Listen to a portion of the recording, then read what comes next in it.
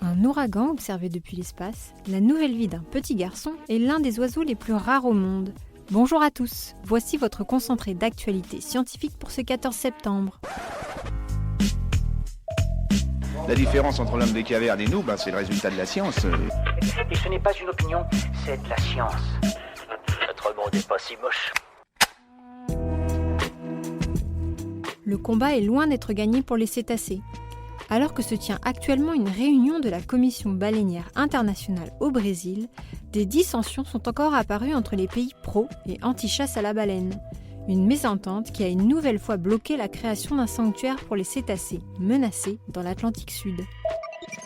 Des astronautes ont capturé d'impressionnantes photos depuis la Station spatiale internationale. Les clichés montrent l'ouragan Florence qui menace les côtes américaines depuis plusieurs jours.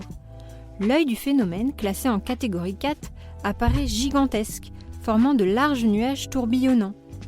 Depuis la prise des clichés, Florence a été rétrogradée au rang de tempête, mais elle menace toujours. Des médecins ont sauvé la vie d'un petit garçon à Toulouse. Prénommé Alex, l'enfant souffrait de multiples malformations cardiaques particulièrement complexes et rares. Des problèmes que les chirurgiens ont réussi à résoudre en reconstruisant le cœur du petit garçon, d'une façon naturelle et inédite.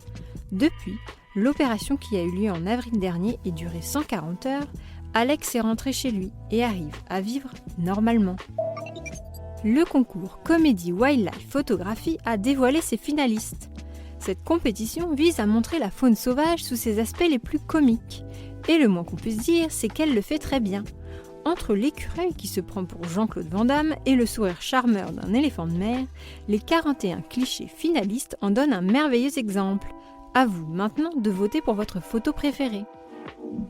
Super, j'adore. Alors écoute-moi bien, je vais essayer d'être clair avec toi. Ouais, génial. Le cancer va continuer de faire des ravages à travers le monde. C'est la conclusion préoccupante révélée par le Centre international de recherche sur le cancer. Selon son rapport, 18,1 millions de nouveaux cas de cancer seront recensés cette année, faisant 9,6 millions de décès. Des cas en grande partie dus à notre mode de vie et des facteurs comme le tabagisme et l'obésité. Après la tempête, Curiosity s'est remis à l'ouvrage sur Mars. Le rover a récemment collecté un nouvel échantillon de roches et explore depuis la zone où il se trouve, le Vera Reuben Ridge. Il en a même profité pour capturer un panorama à 360 degrés de son environnement. Des données qui pourraient aider les chercheurs à comprendre cette région martienne, qui présente une étonnante diversité de couleurs et de textures. En Europe, des spécialistes mènent un remarquable projet. Leur objectif, aider l'un des oiseaux les plus rares au monde à reconquérir son territoire européen, l'ibis chauve. Des spécimens en captivité ont été réintroduits en Autriche et en Allemagne. Les scientifiques travaillent désormais à leur apprendre à migrer à travers le continent. L'objectif est de créer une population de 500 oiseaux d'ici 2057. La bière est un breuvage bien plus vieux qu'on ne pense. C'est ce que démontre la découverte réalisée par des archéologues en Israël.